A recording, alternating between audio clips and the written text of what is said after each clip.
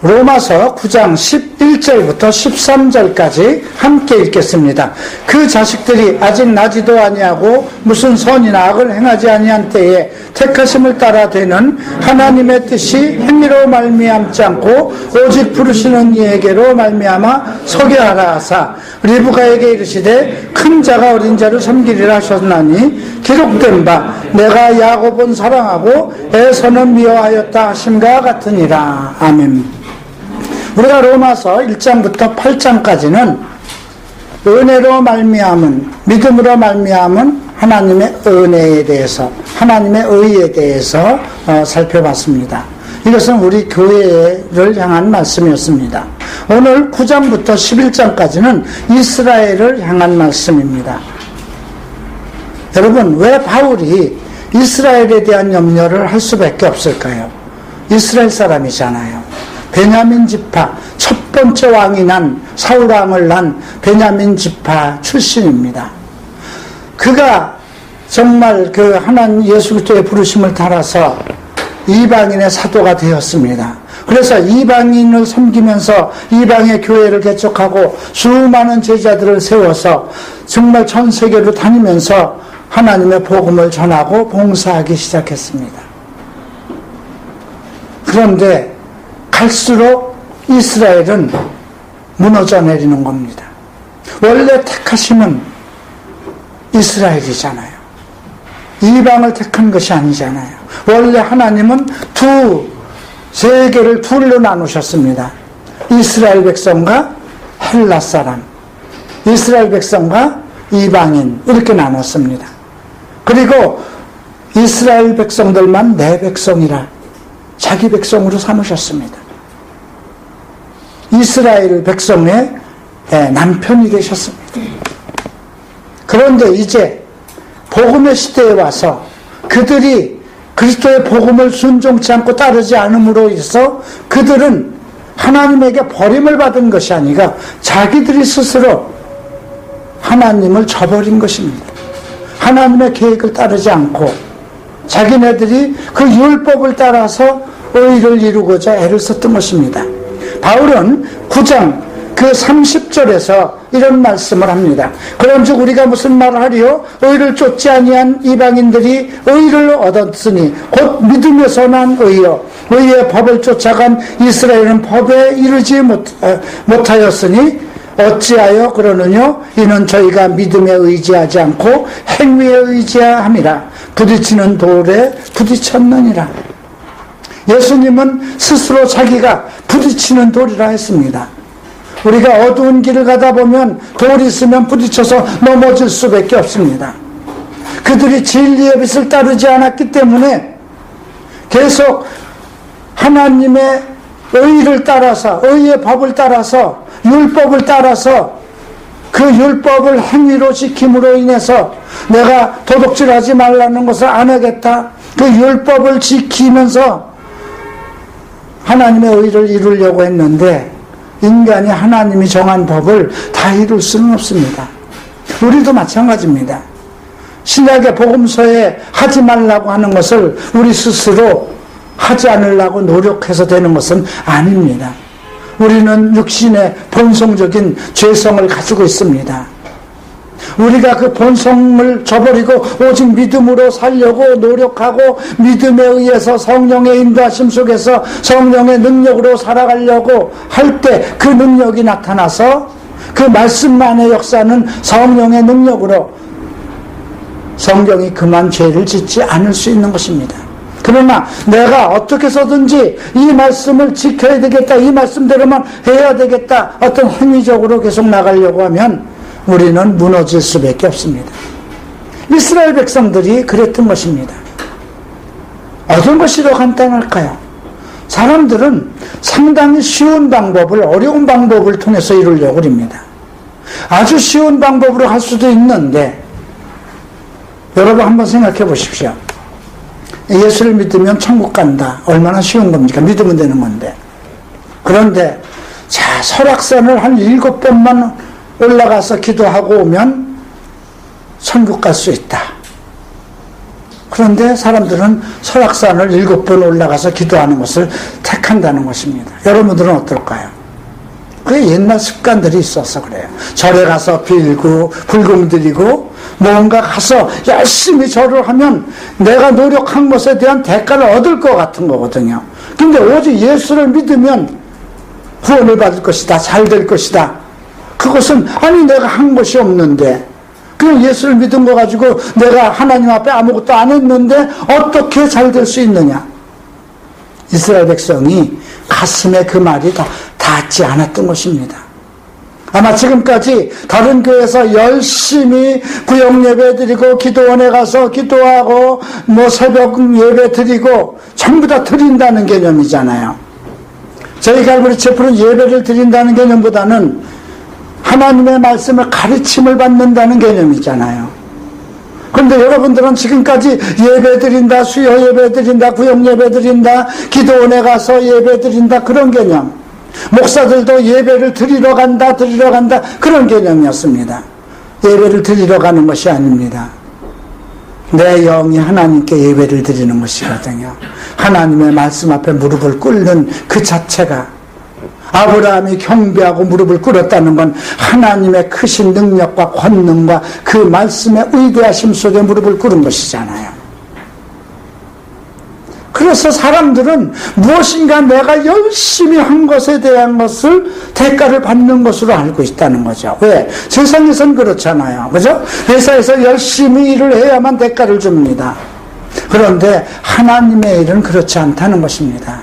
믿음을 따라서 난 의, 믿음을 따라서 난 것은 단번에 이루어지는 것입니다. 예수 그리스도가 하나님의 아들이신 것, 예수 그리스도가 구원자이신 것, 예수 그리스도께서 내 죄를 멸하신 것, 그분이 십자가 위에서 내 모든 죄와 이 세상의 모든 죄를 멸하신 것, 그리고 그가 사흘 만에 부활하셔서 승천하셔서 우리를 위해서 기도하고 중보하고 계시는 것, 그걸 믿으면 되는 것입니다. 무엇을 따라서 믿어야 될까요? 성경에 기록이 되어 있기 때문에 그 성경에 기록되어 있는 말씀을 따라서 믿는 것입니다. 바울이 자기 민족에 대한 아픔을 많이 가지고 있습니다. 아브라함으로부터 수천 년 전부터 수많은 조상들, 그 많은 영광과 예배와 말씀과 그들이 하나님 앞에 받은 영광이 너무나 많았어요. 그럼에도 지금은 버림을 받아서 하나님의 의에 이르지 못하고 이제 아무것도 하지 않고 예수를 믿은 이방인이 모든 복을 받게 되었기 때문에 그 이방인의 사도로서 애통할 수밖에 없었던 것입니다. 자, 그래서 9장 1절에서 이렇게 얘기를 합니다. 내가 그리스도 안에서 참말을 하고 거짓말을 아니하노라.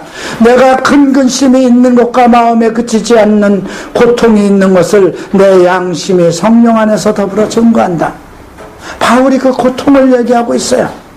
큰 근심과 마음에 그치지 않는 고통.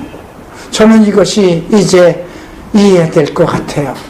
제가 아마 중국에 가서 활동이 활발해지고 일본에 가서 활동이 활발해지면 한국 국민에 대한, 한국 성도들에 대한 아픔을 느낄 겁니다. 저는 자부심을 가지고 있었습니다. 제가 일본에 가 있을 때만 해도 한국 교회에 대한 자부심을 가지고 있었습니다. 기도하는 교회, 성장하는 교회, 정말 한국 사람들의 열정적인 믿음. 그런데 과연 오늘날 우리가 보이는 이 모든 형상들, 이것이 과연 하나님이 바라는 믿음인가? 지금 대형 교회들이 엄청나게 신도시마다 큰 교회를 지은 교회들이 부도 직전에 있다고 합니다. 이번 국감에서는 교회의 대출로 인해서 은행이 마비된 것에 대해서 그런 보고까지 올라왔다고 합니다. 여러분, 교회가 빚을 지면 누구의 빚일까요? 목사의 빚일까요? 아닙니다. 성도의 빚입니다. 그러니까 교회는 망해도 목사는 안 망합니다. 왜 그럴까요? 목사는 따박따박 월급을 받아가니까. 이게 큰 문제죠. 교회가 생각해 보세요. 지금 강남에 있는 우리 오카는 목사님께서 세우신 그 교회가 얼마나 좋습니다. 너무나 좋은 땅에 있습니다. 정말 최고의 좋은 땅에 정말 충분합니다. 그리고 안성에 가면 그 사랑의 수양관이라고 엄청난 큰 교회를 기도원을 지어놨습니다. 그런데 뭐가 부족해서 서초동에 법원 앞에 그 엄청난 땅을 몇백억의 빚을 내서, 그리고 그것도 모자라서 일반 도로까지 그 지하까지 쓰도록 그렇게 해서 세간에 문총을 받고 질시를 받고 있습니다. 그런데 그거를 시작하고 지금 거의 다 완성이 됐는데, 그것을 시작한 오종현 목사님 논문 표절로 인해서 지금 교회 안에서도 한국 교회에서도 문제가 되고 있습니다. 만약에 그 교회가 잘못하면 두 쪽이 나는 것입니다. 우리는 어떨까요? 네, 여러분, 우리 교회가 지금 커야 할 필요가 없어요. 그죠? 이 정도로 충분해요. 여기도 차지 않았어요. 근데 여러분들의 지금 있는 숫자가 한 배 정도로 늘어나면 이제 옮겨야 되는구나, 다른 그릇이 필요하다는 걸 스스로 느끼게 되죠. 음식이 많으면 그릇도 커지는 겁니다. 그래서 여기가 찬다고 해봤자 이제 40명 50명 되면 우리가 몇백 명 들어가는 건물이 필요합니까? 필요 없습니다. 음식이 적으면 그릇도 거기에 적당하게 맞아야 되는 것입니다. 다행히 참 감사할 일은요, 제가 하나님 앞에 이제 하나님 뜻대로 가겠습니다. 주님, 이제 제게 먹을 것과 입을 것을 주시고 이 교회에 어떤 물질적인 걸로 인해서 제가 고통받지 않게 해주십시오.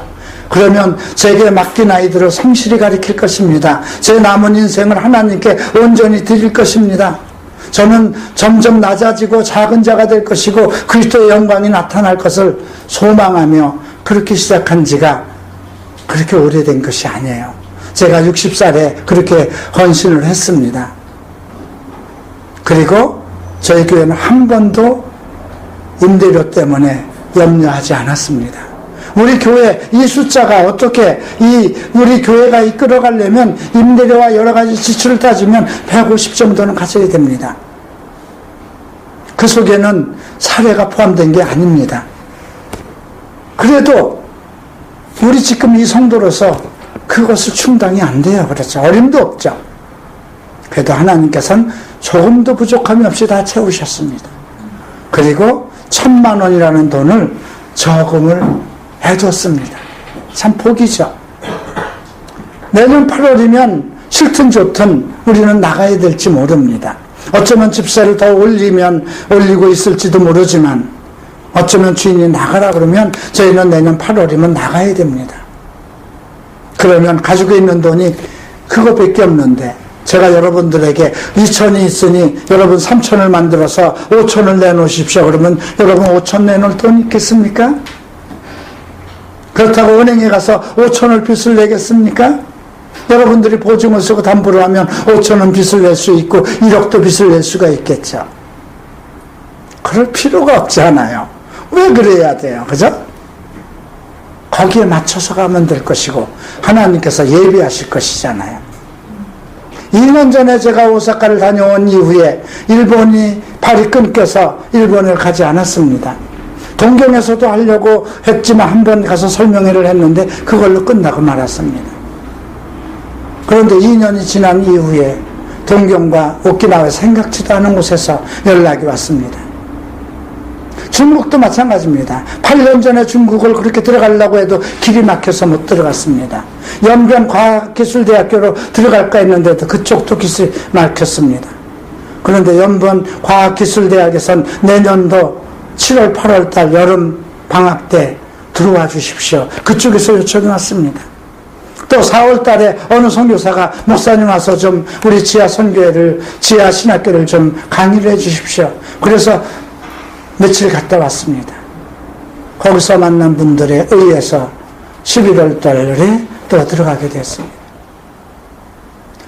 또 우연하게 방송에 나가게 되고 정혜리 권사님을 만나고, 저는 정혜리 권사님이 나의 일을 도와주신다고 생각을 해보지도 않았습니다. 그런데 정 권사님이 직접 연락을 왔습니다. 모든 일이 하나님의 계획 안에서 이루어지는 것은 스스럼 없이 진행이 됩니다. 그냥 그대로 따라가면 되는 겁니다. 이럴 때일수록 우리가 해야 될 것은 점점 낮아지고 잘 섬겨야 되는 것입니다. 호사다마라는 말이 있습니다. 하나님께서 일을 할 때 그 역사하는 영들은 무엇을 어디렇게 역사를 할까? 외부 사람을 통해서 역사하지 않습니다. 우리의 마음을 교만케 하는 것입니다. 내 마음을, 지도자의 마음을 교만케 하고 우쭐하게 해서, 그래서 일을 망치게 하는 것입니다. 그냥 가만히 하나님이 하시는 대로 순종하고 따라가고 나에게 맡긴 일들을 잘 성실하게 섬기면 모든 일이 하나님 안에서 이루어지는데, 내가 그것을 더 어떻게 해보려고, 내가 이루어보려고 자꾸 일을 만들면 돈이 따르게 되고 억지가 되게 되고, 그래서 망치는 일입니다. 그래서 바울은 가면 갈수록, 목회 말년이 가면 갈수록 점점 낮아져서, 처음에는 나는 사도들 중에 가장 작은 자여 얘기했고, 나중에는 저는 성도들 중에 가장 작은 자라, 그리고 목회 말년에는 내가 괴수 중에 괴수라, 이렇게 낮아졌습니다. 그것이 이해가 됩니다. 낮아질 수밖에 없어요. 그것이 하나님 앞에 나아가는 길이니까. 내가 죽는 길이 정말 낮아져야 하나님의 영광이 나타나기 때문에 그렇습니다. 저는 이 바울의 심정을 충분히 이해가 됩니다. 그는 하나님을 이렇게 찬송합니다. 5절에 보면 조상들도 저의 것이요 육신으로 하면 그리스도가 저에게 나셨으니 저는 만물 위에게서 세세토록 찬양받으실 하나님이시라. 아멘. 그는 예수 그리스도의 신성을 높이는 겁니다. 그의 거룩하고 위대하심을 받드는 것입니다. 그러면서 자기 민족에게 주신 그 위대함이 그들이 상실된 것을 얘기를 합니다. 자, 우리가 이스라엘 백성들로 따지면, 자, 4절에서 이렇게 되어 있죠. 저희는 이스라엘 사람이라 저희에게는 양자됨과 하나님의 양자됨이거든요. 영광과 언약들과 율법을 세우신 것과 예배와 약속들이 있고, 조상도 저희의 것이고, 육신으로 하면 그리스도께서 저희들 중에서 났다. 모든 영광과 모든 예배와 하나님이 이스라엘 중심으로 살아오셨다는 것입니다. 그것이 하루아침이 아니고 수천 년 동안 아브라함으로부터 수천 년 동안 이끌어 오셨습니다. 그런데 지금 그 후에 어떻게 됐나요? 이스라엘은 멸망의 멸망을 받았습니다. 예수님을 거역한 걸로, 그 이후에 로마에 의해서 이스라엘은 그 예루살렘 성전이 다 무너지고 예배가 없어지고, 이스라엘 백성은 전 세계 속에서 핍박을 받아왔습니다. 그러면 그것으로 끝날 것일까요? 바울은 9장부터 11장에서 다시 하나님께서 택하신 백성을 버리지 아니하시는 이스라엘을 다시 일으키시는 그 섭리에 대해서 언급을 하고 있습니다. 27절 봅니다. 또 이사야가 이스라엘에 관하여 외치되 이스라엘 무차선의 수가 비록 바다 위에 모래 같을지라도 남은 자만 구원을 얻으리니 주께서 땅 위에 그 말씀을 이루사 필하시고 끝내시리라 하셨느니라. 하나님의 계획하신 말씀대로 이루신다는 뜻입니다. 모든 이스라엘 사람을 구원한다는 것이 아닙니다. 남은 자만 구원한다는 것입니다. 그러면 이것이 비단 이스라엘에게만 적용될까요? 우리가 바울이 앞에서 그 4절에서 이스라엘의 양자됨을 얘기했습니다. 그러나 이미 8장에서 우리가 예수 그리스도로 말미암아 하나님의 양자의 영을 받았기 때문에 아바 아버지라고 부른다고 했습니다. 우리도 하나님의 양자가 되었습니다. 이스라엘은 택하심과 율법을 따라서 하나님의 자녀라 하심을 받았지만, 우리는 오직 믿음으로, 예수 그리스도의 은혜로 믿음으로 하나님의 자녀가 되었습니다. 그러나 하나님의 원리는 똑같이 적용이 됩니다. 만약에 우리가 오직 믿음으로 성령에 의해서 하나님의 뜻을 따라간다면 우리에게 베풀어진 모든 복을 우리가 받을 것이지만, 만약에 어떤 자기의 행위나 열정을 가지고 믿음이 아닌 세상적인 방법을 따라서 하나님을 섬긴다면 그들이 처한 모든 고통과 아픔도 우리에게 올 수 있다는 것입니다. 바울은 오늘 택함에 대해서 얘기합니다. 에서와 야곱이 쌍둥이로 태어났습니다. 장자는 에서였습니다. 중동 지역의 그 당시에 법으로 따지면 장자가 상속권을 갖게 되어 있습니다. 그런데 태어날 때, 쌍둥이로 태어날 때 큰 자가 작은 자를 섬기리라 했습니다. 그런데 또 한쪽의 말씀으로는 내가 야곱을 사랑하였고 에서를 미워했다고 나왔습니다. 하나님께서 미리 그렇게 정하신 것입니다. 그런데 어떻습니까? 이삭이 이제 나이가 들어서 후계자를 상속하려고 할 때는 야곱에게 마음을 뒀습니까? 에서에게 마음을 뒀습니다. 에서였습니다. 왜 그랬을까요? 장자였기 때문에 그랬을까요? 그가 하나님께서 야곱이 큰 자가 작은 자를 섬길 것이라는 그 말씀을 잊어버렸을까요? 나이가 들어서 정신이 흐렸을까요? 눈이 어두워서 마음도 어두워지고 하나님의 말씀도 시들었을까요? 아닙니다. 이삭은 말씀대로 낳은 사람입니다. 다만 그 쌍둥이를 키우는 과정에 야곱이 싸가지가 없었던 겁니다. 여러분들은 어떨까요? 전 자식을 낳아보지 않아서 모르겠습니다. 여러분들 자식들 중에 둘 중에도 이쁜 아들이 있고, 그렇죠? 미운 아들이 있습니다. 떡 하나를 더 주고 싶은 아들이 있습니다. 마음에 끌리는 아들이 있기 마련입니다. 에서는 활달했어요. 그 남자답고 몸에 털이 많고 얼굴이 붉고 밖에 나가서 활달합니다. 많은 사냥도 해오고 동네 사람들에게도 와, 에서가 최고다 박수를 받습니다. 그 당시 이방인의 땅에서 아브라함의 이뤄놓은 모든 부유한 걸 물려받았어도 주변에는 전부 다 이방 사람들입니다.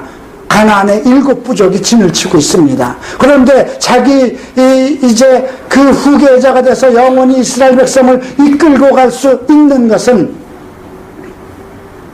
에서가 할 수 있었던 것 같았어요. 왜 그럴까요? 야곱은 이놈이 아주 그냥 속에만 이렇게 뭔가 야심이 가득 차고 어떻게 해서든지 수단과 방법을 가리지 않고 내가 장자권을 빼앗아야지, 수단과 방법을 가리지 않고 요즘 말로 하면 목사가 돼야지, 목사 안수 받아야지 하는 것입니다. 하나님께서 큰 자가 작은 자를 섬길 것이다 하면 그 말씀대로 이루실 것이거든요.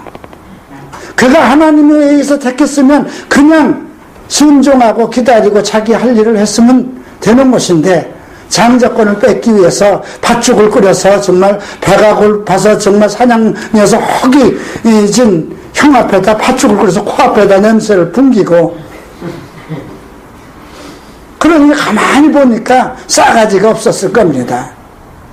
저렇게 쫌팽이 같고 저렇게 야심이 차고 세상적인 방법으로 수단과 방법을 가리지 않고 제 목적을 이루려고 하는 놈에게 후계자가 웬 말이냐? 차라리 호탕하고 사냥도 잘하고 늠름한 우리 에서를 주자. 그것이 사람의 마음입니다. 사람의 마음은 그렇지라도 하나님은 어떻게 하셨습니까? 말씀을 바꾸셨습니까? 아닙니다. 말씀대로 하셨습니다. 그렇죠? 예, 말씀대로. 11절 봅니다. 그 자식들이 아직 나지도 아니하고 무슨 선이나 악을 행하지 아니한 때에 택하심을 따라되는 하나님의 뜻이 행위로 말미암지 않고 오직 부르시는 이에게로 말미암아 서게 하렴이라. 하나님의 계시, 아직도 태어나지도 않고 그들이 아직 선이나 악을 행하지도 않았을 때 큰 자가 작은 자를 섬길 것이다, 이렇게 말씀하시고 야곱을 사랑하고 에서는 미워하였다, 이렇게 말씀하셨다는 것입니다. 그 말씀대로 하신다는 것입니다. 우리 인간은 외모를 보고 사람을 선택하려고 합니다. 그렇죠? 그러나 하나님은 자기의 계획과 자기의 말씀을 따라서 행한다는 것입니다. 우리가 볼 때는 그래서 이 17절 이후에서 그런 이야기를 하는 것입니다. 내가 말하기를 그러면 하나님이 어찌하여 허물하시느냐? 누가 그 뜻에 대적하겠느냐? 하나님께서 토기장이가 돼서 하나는 좋은 그릇, 하나는 나쁜 그릇 만들 수 없겠느냐 이겁니다. 그리고 바울과 바로와 모세를 비교하기 시작합니다. 모세는 긍휼의 그릇이라고 그랬습니다. 긍휼한 그릇으로 빚었습니다. 위로의 사람으로 빚었습니다. 바울은 강팍한 사람으로 만들었습니다. 여러분들은 어떨까요? 여러분들은 어떤 사람이라고 칭해야 될까요? 하나님께서는 바울도 지으시고 모세도 지으시고 아브람도 지으시고 다윗도 지으시고 아브람도 지으시고 이삭도 지으시고 다 하나님의 작품들입니다. 그런데 어떤 사람은 이스마엘로 나게 하고 어떤 사람은 이삭으로 나게 하고 불공평할 수 있잖아요. 그죠? 다 나도 이삭으로 태어나고 싶고 야곱으로 태어나고 싶고 다윗으로 태어나고 싶고 그런데 항상 보면 사울도 하나님이 창조하신 자고 다윗도 하나님이 창조하신 거고 이스마엘이나 이삭이나 그죠? 다 하나님이 창조했는데 왜 이삭은 쓰시고 이스마엘은 버리시고 그죠? 왜 야곱은 사랑하시고 에서는 미워했느냐? 왜 사울은 버리고 다윗은 썼느냐? 불공평하지 않느냐 이거죠. 그거는 전지하시고 모든 것을 다 아시는 분만이 하실 수 있는 것입니다. 그렇죠. 우리는 사람의 외모를 따라서 이놈이 더 일 잘할 것 같고 호구대도 멀쩡하고 말도 잘 들으니까 그걸 가지고 믿음을 논하려고 합니다. 그러나 하나님은 하나님의 예정과 계획과 뜻을 따라서 하십니다. 그리고 미리 하신 말씀을 따라서 하십니다. 내 큰 자가 작은 자를 섬기리라 말씀하셨기 때문에 왜? 야곱과 에서가 어떠한 사람으로 창조하신 그분이 창조하신 거잖아요. 바로도 창조하시고 모세도 창조하신 것입니다. 애당초 바로는 강팍한 그릇으로 만들었어요. 그리고 모세는 긍휼한 그릇으로 창조했어요. 그걸 가지고 우리가 불평할 수가 없다는 거죠. 엿도 엿장사 마음대로 잘라주는 거 아닙니까? 하나님 마음대로 하시는 거죠. 그러나 하나님은 그렇게 임의로 하시는 것이 아니고 하나님의 계획과 하나님의 뜻에 따라서 한다는 것입니다. 오늘 이 로마서 우리가 9장에서 배우는 것은 여러분들이 어떤 그릇이냐인 겁니다. 자, 지금도 세상에도 에서와 같은 사람이 있을 겁니다. 똑같이 이삭의 아들로 믿음의 사람, 믿음의 조상의 아들로 태어났습니다. 이삭도 마찬가지입니다. 아브라함의 자손 중에 이스마엘도 있고 이삭도 있었습니다. 오늘날도 하나님의 교회 안에도 에서가 있을 수 있고 야곱이 있을 수 있고 이스마엘이 있을 수 있고 이삭이 있을 수 있습니다. 사울이 있을 수도 있고 다윗이 있을 수도 있습니다. 행위를 따라서 외적인 어떤 형편과 행위를 따라서 열심히 일하려고 한다면 그건 말씀으로 나온 것이 아니라는 거죠. 하나님의 은혜는 오직 믿음으로 말미암는 의로 막는다는 것입니다. 여러분들이 서로 배우지 못했어도 괜찮습니다. 고약한 성질을 가지고 태어났어도 괜찮습니다. 나로 생각하면 오직 행위라든가 선한 품성이라든가 이런 걸로 생각하면 나는 목사커녕은 아무것도 예수를 믿을 수도 없고 하나님의 은혜를 받을 수도 없는 그런 존재였습니다. 어떻게 나 같은 사람이 목사가 될 수 있겠습니까? 요즘 국회에서 청문회가 열리면 정말 과거에 조금만 죄를 져도 공무원도 못 되고 장관도 못 되고 대통령도 못 되지 않습니까? 그래서 다 낙마하지 않습니까? 그런데 어떻게 하나님의 나라에 나 같은 사람이 들어올 수 있겠습니까? 그분의 택하심 때문에 그렇습니다. 그래서 여러분들 택하심에 대해서 생각해 보셔야 돼요. 여러분들이 택하셨다면 여러분들이 어떤 행위로 말미암아 하나님을 섬기려고 하지 말고 믿음으로 섬기라는 것입니다. 믿음으로 섬긴다는 건 무엇일까요? 말씀대로 난 아들이라고 그랬어요. 말씀대로, 계획대로. 성경이 모두 하나님의 말씀이고 하나님의 계획이고 하나님의 장래일이 모두 말씀에서 기록이 되어 있습니다. 그러니까 성도됨은 오직 말씀으로 이루어져야 된다는 것입니다. 여러분들이 어떤 품성을 가지고 태어났든 어떤 잘못된 과정을 통해서 삐뚤어졌든 그건 중요하지 않습니다. 제가 거듭난 것은 30살에 예수를 믿고 신학을 하면서도 제가 거듭난 건 43살에 거듭났습니다. 45살에 목사가 됐고 그리고 한국에 나왔습니다. 그리고 또 20년입니다.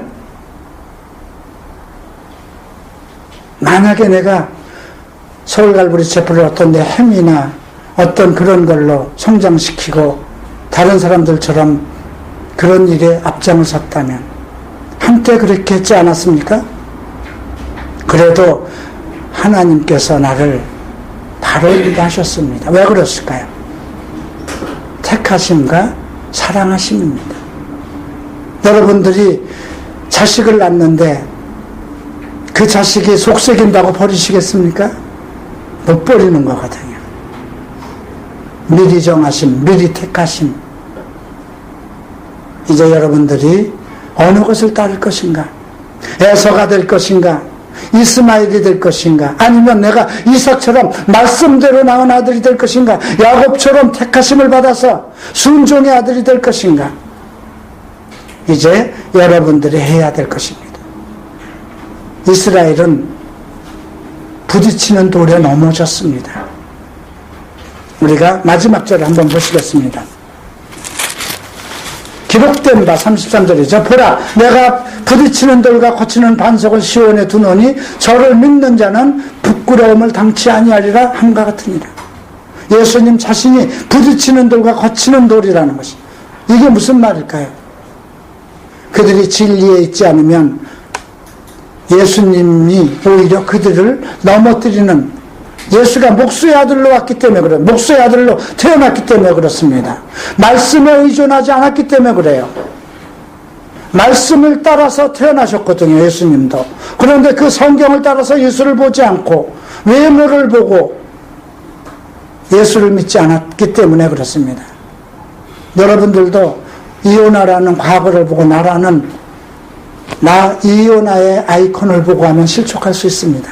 아마 저희 교회 상담을 오고 나에게 뭔가 이오나 목사를 통해서 공부를 하면 인생의 문제, 자기의 문제를 해결받고자 하는 그런 아이들도 우리 교회 안 오는 이유가 그럴 수도 있습니다. 그건 중요하지 않습니다. 하나님이 누구와 함께 하시고 누구를 통해서 일하시느냐도 중요합니다. 여러분들 오직 말씀대로 사시기를 바랍니다. 기도하겠습니다.